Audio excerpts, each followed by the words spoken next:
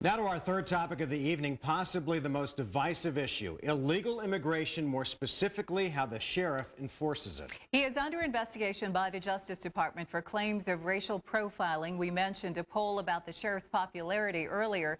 The same Cronkite 8 poll asked about the sheriff's new restrictions on enforcing illegal immigration. The federal government limits him to checking the immigration status of only those who are being checked into jail. 60% of people polled last month disagreed with the federal government limiting the sheriff's power. Joe? Thanks a lot, guys. Well, we're here now with Bill Strauss from the Anti-Defamation League, and an anti-hate organization, we could say. Also, Jerry Sheridan, Director of Detention at the Sheriff's Office. Talking about racial profiling, you saw some of the comments at the top of the show first, Jerry. What do you think is the biggest misperception about the sheriff's patrols? It's very simple. The Sheriff's Office does not practice racial profiling. End of story. Why?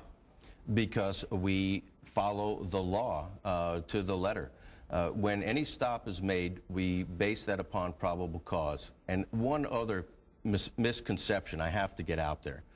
Sheriff's Office doesn't walk up to people that are standing on a street corner at some home improvement place, ask them for their papers and that kind of thing. That's a bunch of BS. What the deputy sheriffs do in the course of their duties when they come across somebody, and that's mostly traffic stops, any other law enforcement call for service, and they develop information as they go along, just like they would in any other case. They would build a case for an individual. The simplest way to address it is you make a traffic stop. This is Phoenix, Arizona.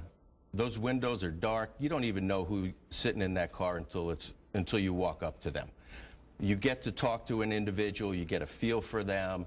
They don't have ID. Okay, that's a big indicator. Why don't you have your driver's license? Is it suspended, or maybe you don't have one?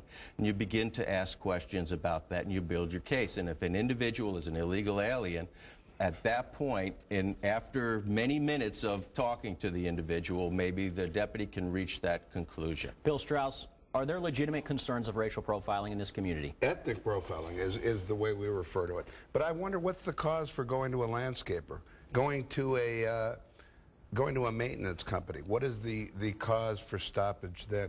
And when the sheriff was asked point blank, how do you determine the people you're going to stop? His answer was the most telling statement that's been made on this subject in years, not months. He said, his first answer, we look for people who look like they came from Mexico. I'll tell you something. If the answer was, we look for people who look like Bill Strauss, I would be a little leery about going out to the restaurant or the grocery store.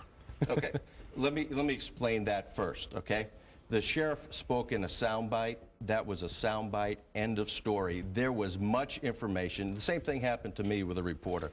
We spent 20 minutes talking about the issue and how we built probable cause, what we've been trained, what our deputies have been trained by ICE, the same training the ICE officers get. In their manual, it talks about, that's only one out of maybe 15 criteria that you use. The sheriff talked about one, the media took it and took off with it. But if the sheriff doesn't have federal authority to enforce that on the streets, can they use ICE manual? What we were trained, I'm going back to when the deputies were trained as ICE agents, as 287G cross-certified officers. They were trained in ICE's manual. That was one of the lines right in there. The other thing is when the sheriff's office goes to a business, a landscaper, candle factory, whatever, we receive calls from the public about workplace issues, about the state laws that the sheriff's enforcing, and that's what he's doing when we go to those. We're enforcing the state law. The immigration issue is actually just a side issue to all that, and has been all along. But are we talking about semantics, Bill? I know a lot of people say at the end of the day it's obvious what the sheriff is trying to do. First of all, I watched the entire interview, and when I heard that the sheriff thought his statement was being taken out of context, my question is, what context? What possible context is appropriate to say we look for people who look like they came from Mexico? But secondly, ADL, along with almost every metropolitan police department in the country and the National Association of Police Chiefs, has been on record for a long time in opposition to the use of local law enforcement to enforce federal law. Not specifically immigration, any federal law. The primary reason that the police departments give is limited resources. I will tell you something. I've got to believe, as limited as resources are today, more limited than I can believe, it's hard for me to believe that taking 18 lifeguards off the street, or 6 landscapers, or 24 maintenance people is really the best use of resources. So, Bill, is the sheriff ethnic profiling? We had enough complaints to think that he was, that we wrote a letter to the Justice Department 20 months ago requesting an investigation. Requesting an investigation because we haven't made the charges that he's doing it. We need a referee. We don't believe anybody in Arizona is capable of refereeing. The federal government was the logical choice. We also have had numerous complaints come to our office. As you probably Go ahead. As you probably know, there is a class action lawsuit that is continuing to. All right. And the sheriff has made the point there haven't been any successful suits to come of this. And last sentence, I apologize. The sheriff's point should be we've detained over 34,000 illegal aliens since we started this program. The Department of Justice, the Department of Homeland Security, and ICE have inspected us numerous times. We have done nothing wrong. Okay. We had ICE officials come with us during an operation from Washington, D.C., stood there in Guadalupe and watched what we did. They said we did nothing wrong. Thank you very much, Jared. This was an unprecedented conversation we're able to have today. We appreciate the sheriff's office for participating and the others as well. Back to you guys. Certainly do. Thanks, Joe and Chief Sheridan and Mr. Strauss. That completes our discussion on the Maricopa County Sheriff tonight. Now, we opened this conversation tonight as a result of Sheriff Arpaio's stand against a Maricopa County judge yesterday. He openly came out against the judge's decision to hold an MCSO detention officer in contempt of court for taking documents from a defense attorney. According to the judge, that officer must either publicly apologize or go to jail.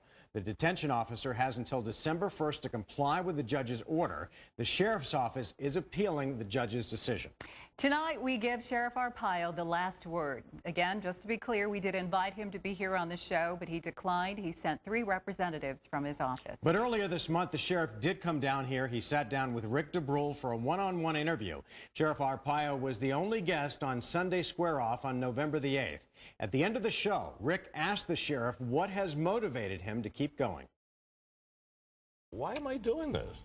I ask myself that question. Why are you doing it? Well, you know what? Corny. Only one reason. The people want me. Okay? The minute the people don't want me, goodbye. I've been married 53 years. I can see my wife. I work 14 hours a day, 7 days a week. Why do I do it? Because people come up to me and say, thank you, Sheriff. And that's all I need. And that is our show. It's been lively, and we hope it's been informative. Really fascinating show. We hope to see you back here tonight at 10 o'clock.